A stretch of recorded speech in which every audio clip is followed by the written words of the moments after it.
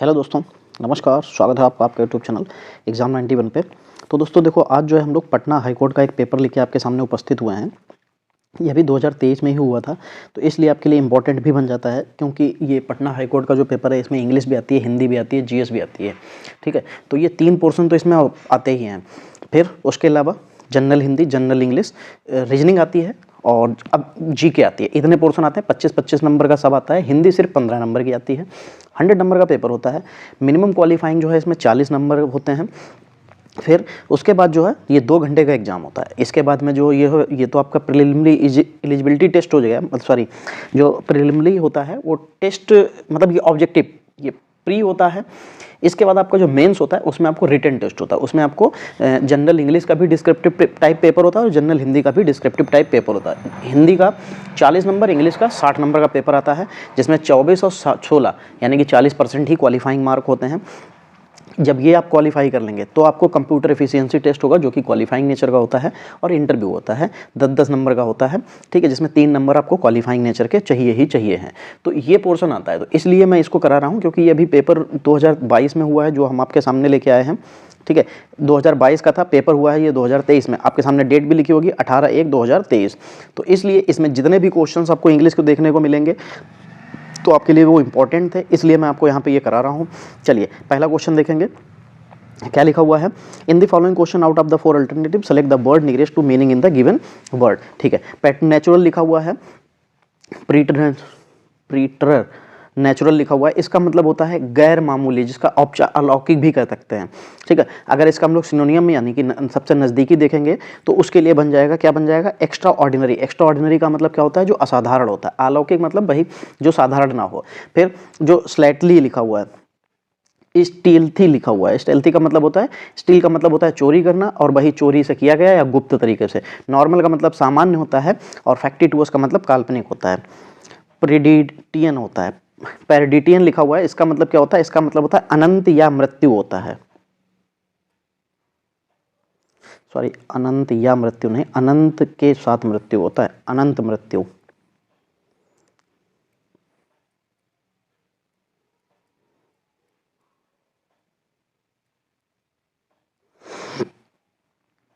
ठीक है, इसका मतलब होता है अनंत मृत्यु। ठीक, तो इसका मतलब हम लोगों को ऑप्शन क्या लेना है? तो इटर्नल डेथ, इसका भी मतलब क्या होता है? अनंत मृत्यु होता है। सीक्रेट का मतलब गुप्त होता है। जेल सेंटेंस का मतलब क्या होता है? जो जेल की सजा होती है। ठीक, सिविल अनरेस्ट जो लिखा हुआ है इसका मतलब होता है नागरिक अशांति जो होती है। चलिए भाई आगे बढ़ेंगे। और क्या लिखा हुआ है? हैकनेड लिखा हुआ है। इसका मतलब क्या होता है? इसका मतलब होता है जो साधारण या घिसा पिटा होता है। क्या होता है? साधारण लिख लीजिए।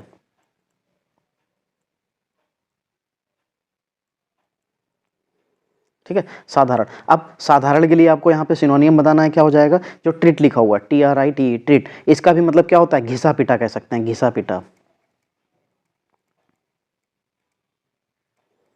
फिर फ्रैगमेंटेड लिखा हुआ है। फ्रैगमेंटेड का मतलब क्या होता है? जो खंडित होता है, टूटा हुआ होता है। अनफैशनेबल का मतलब जो अप्रचलित होता है। कंपाइलिंग का मतलब होता है जो प्रभावशाली या सम्मोहक हो। ठीक, प्रोटीन जो लिखा हुआ है, प्रोटीन, इसका मतलब क्या होता है? इसका मतलब होता है जो परिवर्तनशील होता है।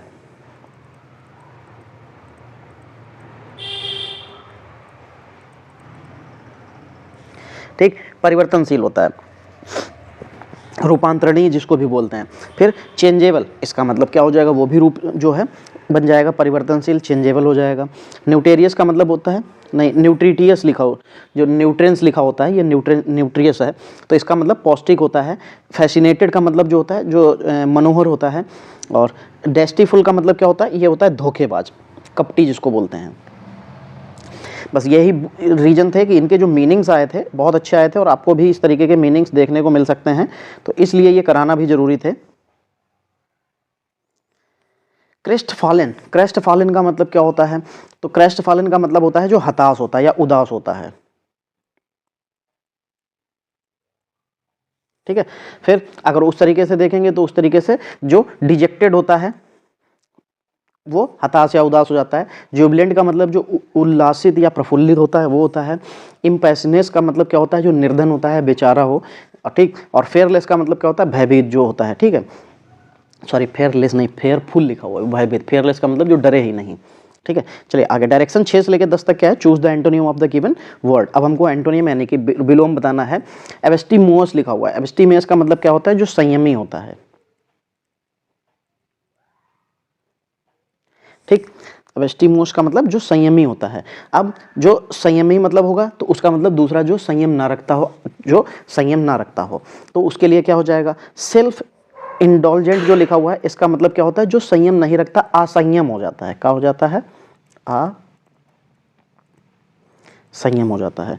फिर रेस्ट्रेंड लिखा हुआ है, रेस्ट्रेंड का मतलब क्या होता है, संयमित होता है। अब्स्टेंड का मतलब क्या होता है, संयमी होता है। और जो एस्टर लिखा हुआ है इसका मतलब क्या होता है, सीधा साधा या आडंबरहीन होता है, ठीक है।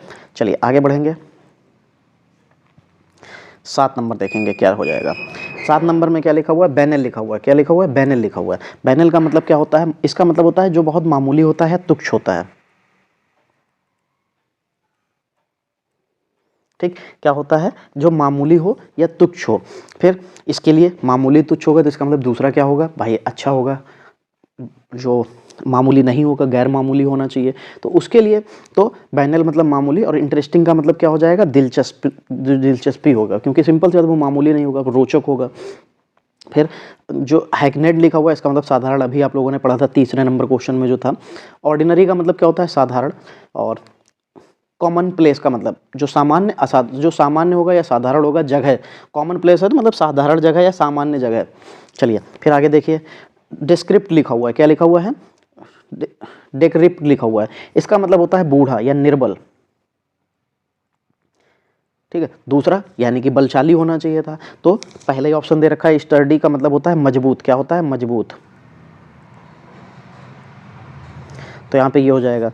फिर डिल एपिडेटेड, इसका मतलब क्या होता है, इसका मतलब होता है टूटा फूटा। और फेबल का मतलब कमजोर होता है। और रैकेटी का मतलब क्या होता है, जो सूखा रोग से ग्रस्त होता है। चलिए भाई आगे बढ़ेंगे और 9 नंबर देखेंगे।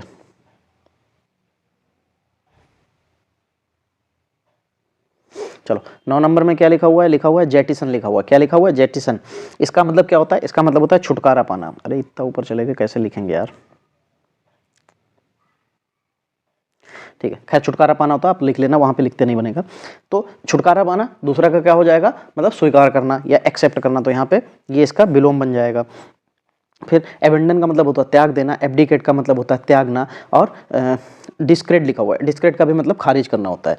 10 नंबर जोवियल लिखा हुआ है। जोवियल का मतलब क्या होता है, जोवियल का मतलब जो हंसमुख होता है, खुश होता है, ठीक। उसका उल्टा सैड हो जाएगा, बिल्कुल। फिर लॉफ्टर, लॉफ्टर का मतलब हंसी होता है। चीयरफुल का मतलब खुश होता है। और स्माइल का मतलब मुस्कान होता है। चलिए आगे बढ़ेंगे, 11 से 15 में क्या लिखा हुआ, choose the alternative best express the meaning of the given idiom and pro, जो ठीक है, प्रोवर्ब्स जो होती हैं। Much ado about nothing. क्या लिखा हुआ है, मच एडो अबाउट नथिंग। इसका मतलब होता है बेकार की बात के लिए हलचल। क्या होता है, बेकार की बात के लिए हलचल। इसकी मीनिंग जो बन गई तो उसके हिसाब से अगर आंसर देखें तो क्या हो जाएगा, टू मेक फुस। क्या हो जाएगा, टू मेक फुस। FU इसमें FUS होता है, हाँ ठीक है, बिल्कुल FUSS होना चाहिए था, वैसे फुस लिखा है, कोई दिक्कत नहीं है। चलिए कम क्लीन लिखा हुआ है। कम क्लीन का मतलब क्या होता है, कम क्लीन का मतलब होता है कि अपना अपराध स्वीकार करना। क्या होता है, अपना अधिक अपराध स्वीकार करना। तो इसका मतलब जो है, हम लोगों को कन्फेस करना होता है। क्या होता है, कन्फेस करना। कन्फेस का ही मतलब होता है ना कि आप अपना जो भी है, मतलब आपने जो अपराध किए हैं उसको स्वीकार करना है। गिफ्ट ऑफ द गैप, इसका मतलब क्या होता है कि बोलने की क्षमता होती है। To gift of the gab, इसका मतलब होता है बोलने की क्षमता या वाकपटुता भी होती है, चापलूसी भी जिसको कह सकते हैं, ठीक है। वैसे इसका सीधी सी, क्योंकि चापलूसी वही कर पाएगा जो अच्छा बोल पाता है, ठीक। वाकपटुता मतलब जो बोलने वाला होता है, तो टॉकटिव जिसको हम कहते हैं, तो यहाँ पे वो हो जाता है। अगर ऑप्शन देखेंगे तो पहला ही ऑप्शन दिख जाएगा, टैलेंट फॉर टेकिंग टॉकिंग, ठीक है। तो यहाँ पे बोलने की क्षमता होती है, to gift of the grab. To play second fiddle, क्या लिखा हुआ है, टू प्ले सेकेंड फिडल। इसका मतलब क्या होता है, इसका मतलब होता है कि दोयम दर्जे का होना, मतलब दोयम दर्जे का मतलब होना कि जो महत्वहीन, क्योंकि दो तरफ से चलेगा तो मतलब महत्वहीन हो जाएगा। तो महत्वहीन के लिए यहाँ पे क्या हो जाएगा, तो हो जाएगा to support the role and view to another person. बिल्कुल, उसे अपनी चीज़ नहीं अच्छी लगेगी, उसको दूसरों की चीज़ें, मतलब इस तरीके का जो इंसान होगा वो महत्वहीन, उसका कोई महत्व नहीं होगा। To crack the whip, to crack the whip का मतलब होता है दबाव डालना। क्या होता है दबाव डालना। तो इसका मतलब क्या बन जाएगा, make someone work harder by asserting power, यानी कि अपनी क्षमता का इस्तेमाल करके उसके ऊपर उससे वो काम कराना, दबाव डालना, सीधी सिंपल सी बात। चलिए यहां पे लिखा हुआ है replace the underline part of the each sentence by the option A, B, C or D given below it. The minister was suspected of using undue influence to place his relative in lucrative post. देखो ये कहना ये चाह रहे हैं कि कोई अपनी बड़ी पोस्ट पे था, तो मतलब a minister was suspected of using undue influence to place his relative, मतलब उसको जहाँ भी जगह थी वहाँ पे अपने इंसान को लगाने के लिए बात कर रहे थे इन लेक्सरेटिव पोस्ट, मतलब जो भी लेक्सरेटिव पोस्ट या जो भी पोस्ट थी वहाँ पे उसको लगाने। तो ये क्या होता है, अपने ही लोगों को लगाना, जातिवाद, सॉरी जातिवाद नहीं, ये भाईवाद कहते हैं, जिसको नेपोटिज्म कहते हैं। क्या कहते हैं, नेपोटिज्म। आपने अभी ये वर्ड बहुत सुना होगा, जब सुशांत सिंह राजपूत जो था उसने सुसाइड किया था, तब ये जो है शब्द बहुत आया था। चलिए, the obsessed boy was suffering from indigestion, इसका मतलब क्या होता है, सफरिंग फ्रॉम इंडिगेशन, इसका मतलब होता है जो, मतलब जो इन्होंने कहा था ना कि हमको जो अंडरलाइन है इनको हमको सुधारना है या इनकी जगह पे कोई एक वर्ड लिखना है, यही तो उसने कहा था। तो इसका मतलब क्या होता है, इसका मतलब होता है जो मंदाग्नि कह सकते हैं, मंदाग्नि से जो ग्रस्त होता है उसको कह सकते हैं। मंदाग्नि का मतलब होता है जिसको खाना हजम नहीं होता है, जो हमेशा कहता रहता है यार मेरा पेट भरा है, मेरा पेट भरा है, या मुझे खाना नहीं हजम हो रहा, मैं खाना नहीं खाऊंगा, मैं ये नहीं खाऊंगा, मैं, तो उसके लिए तो अपचय संबंधी जो समस्याएं होती हैं उसको बोलते हैं। तो इसके लिए जो ऑप्शन आपको दिखाई दे रहा है सेकंड वाला, ये बिल्कुल सही हो जाएगा। इंडेस्टाइन लिखा हुआ है वो, मतलब सफरिंग फ्रॉम द इंडेस्टाइन, जो मतलब अपनी उससे परेशान रहता है, उसके लिए बोला गया है।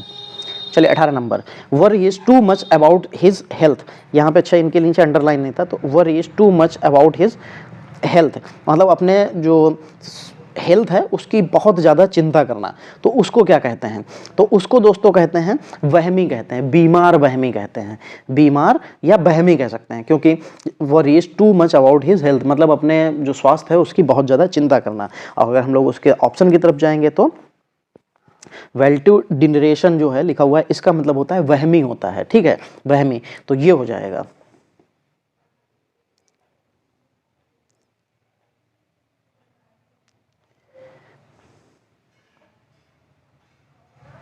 चलिए 19 से लेके 20 तक क्या लिखा हुआ है, in the following question some part of the sentence में have error, find out which part of the sentence has no error and select the appropriate option. If a sentence is free from select no error, ठीक है। चलो, तो यहाँ पे option तो कुछ नहीं दे रखा था, बस हमको क्या दे रखा था, ए बी सी डी में दे रखा था। तो Kalidas is Shakespeare of India, तो यहाँ पे गलती पूछी जा रही थी किस में है, क्योंकि कालिदास जो है वो शेक्सपियर बताए गए हैं अपने इंडिया के, तो इसलिए शेक्सपियर की उपाधि दी गई और उपाधियों से पहले दी लगाया जाता है। तो यहाँ पे इसीलिए ये जो सी लिखा हुआ है सी वाले ऑप्शन में कि Kalidas is the Shakespeare of India, तो यहाँ पे क्या लगना चाहिए था, तो इस वाले ऑप्शन में ऐसे जाके दी लग जाना चाहिए था, बस इसमें दी की कमी थी, दी लग जाता तो ये सही हो जाता। 20 नंबर देखो क्या लिखा हुआ है, you can not pass unless you do not work hard. अब देखो यहाँ पे एक चीज आपको दिखाई दे रही होगी कि जब अनलेस लिखा हुआ ही है, अनटिल, इनके साथ कभी भी नॉट का तो प्रयोग होता नहीं, अनटिल या अनलेस इनके साथ, क्योंकि ये नेगेटिव वर्ड खुद होते हैं, तो इनके साथ कभी भी नॉट का इस्तेमाल नहीं होता है। तो you can not pass unless, पहला वाला तो सही है, कोई नहीं, क्योंकि तुम नहीं पास हो सकते, वो ठीक है। अनलेस, जब तक यू नॉट लिखा है you do not hard work, तो यहाँ पे जो डू नॉट लिखा है ये गलत हो जाएगा, हमको डू नॉट का इस्तेमाल ही नहीं करना, क्योंकि उसमें अनटिल या अनलेस के साथ नॉट का इस्तेमाल ही नहीं होता है। तो you can not pass unless you work hard, मतलब जब तक तुम कठिन परिश्रम नहीं करोगे तुम पास नहीं होगे।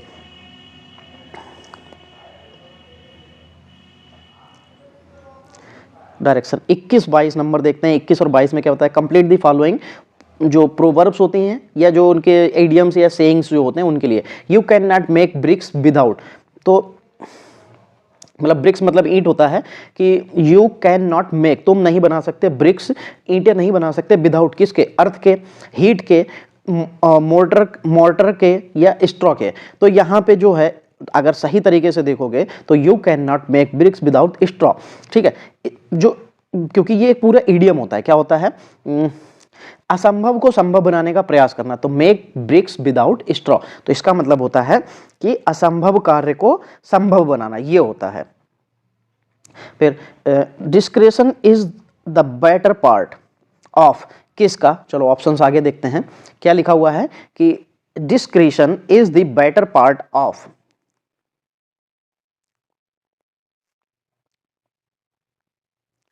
हाँ क्या लिखा हुआ है, वैलोर लिखा हुआ है, करेज लिखा हुआ है, ब्रेवरी लिखा हुआ है, अटैक लिखा हुआ है।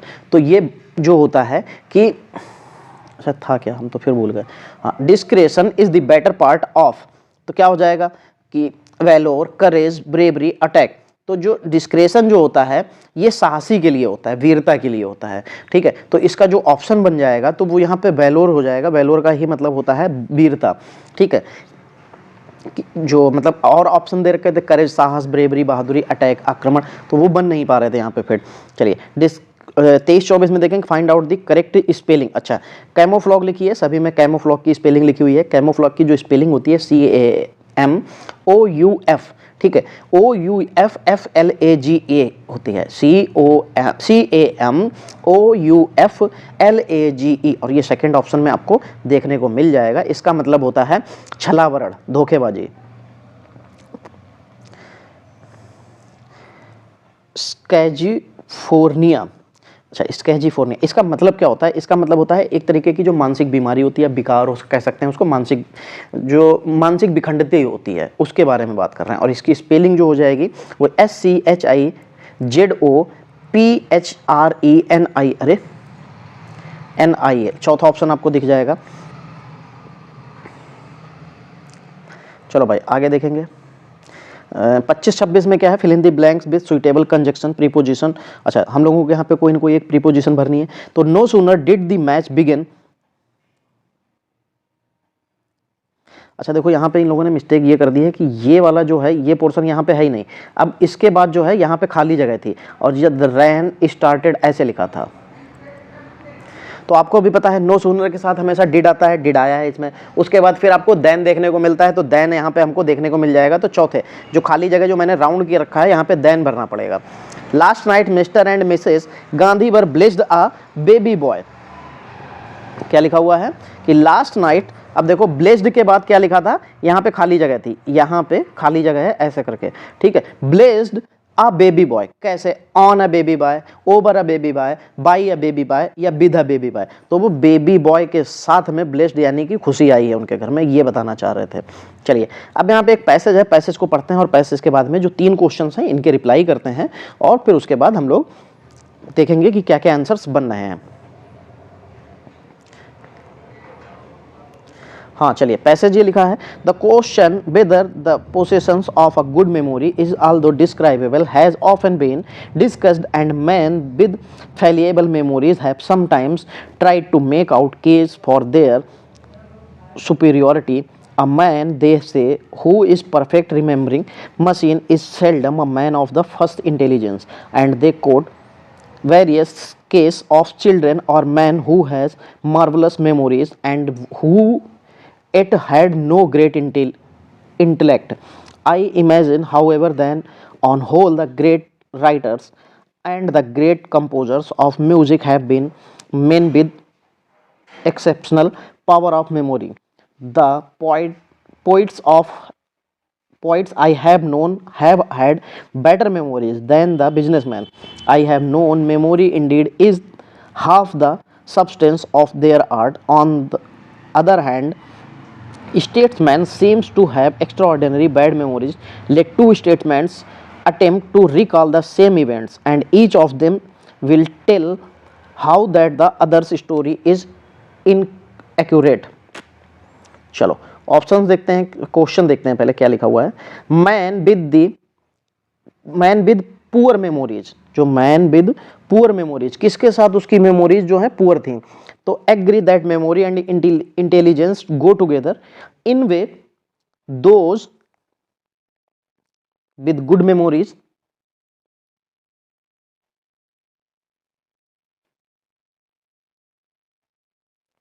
argued that memory is not the same as intelligence, agree that men with a good memory are superior। नहीं तो साइड वाला फिर सही हो जाएगा। 28 नंबर देखेंगे क्या लिखा हुआ है। The author thinks that, author क्या सोच रहा था, ऑथर की जो सोच थी वो क्या थी, it is desirable to have good memory, a good memory is characteristics of great artist, बिल्कुल सही हो जाएगा यहाँ पे। 29 number, it has been observe that, उसने क्या जो है ऑब्जर्व किया था, चलिए देखते हैं। Statement have good memories, poet have a better memory than composer, composer and businessman have equally poor memories, some businessman have poor memories than poets, बिल्कुल ये बताया गया था कि जो पोइट होते हैं उनकी मेमोरी जो होती है वो इन लोगों से अच्छी होती है जो बिजनेसमैन होते हैं। स्टेट्समैन, स्टेट्समैन के बारे में क्या कहा गया था, चलिए देखते हैं। लिखा हुआ generally have the ability to clear recall a past event, may sometimes forget trivial details, are likely to differ in their versions of a past event which they recall, often refer to a third party in support of their claims, statements। ये तो last paragraph में एक चीज़ ये कही गई थी और ये आपको तीसरे फिर ऑप्शन में देखने को मिलेगा कि are likely to differ in their versions of a past event which they recall, चलिए फिर यही सही हो जाएगा। चलिए ये जो पोर्शन है ये पटना हाई कोर्ट का पेपर था जिसकी इंग्लिश का पोर्शन हमने आपको कराया, ये कराया इसलिए क्योंकि यहाँ से हमको जो वर्ड मीनिंग है रिपीट हो सकते हैं, हमको देखने को मिल सकते हैं, ठीक है। तो पटना हाई कोर्ट के अभी कुछ और पेपर हैं वो भी मैं आपको ऐसे ही दे दूंगा, ठीक है, अलग अलग तरीके के हैं। ये पेपर कुछ और था, आगे के पेपर जो होंगे वो कुछ और होंगे। मैं अभी आपको सारे बता देता हूँ कौन कौन से पेपर इसमें होने वाले हैं, ठीक। ये तो ट्रांसलेटर परीक्षा का पेपर था जो कि 2023 में हुआ था, और कंप्यूटर ऑपरेटर परीक्षा के पेपर होंगे, और जो असिस्टेंट होता है पटना हाई कोर्ट में जो असिस्टेंट होता है उसकी परीक्षा का पेपर, और स्टेनोग्राफर और क्लर्क, इनके परीक्षा से जो भी इंग्लिश के पोर्शन आए हैं वो मैं करा दूंगा, क्योंकि उम्मीद रहती है कि जैसे इंग्लिश यहाँ पूछी गई तो हाई कोर्ट लगभग एक जैसे होते हैं, तो यहाँ से भी हमको क्वेश्चंस देखने को मिल सकते हैं, ठीक है। चलिए तो आज की क्लास यहीं तक रखेंगे, मिलेंगे हम लोग अगली क्लास में, तब तक के लिए जय हिंद दोस्तों।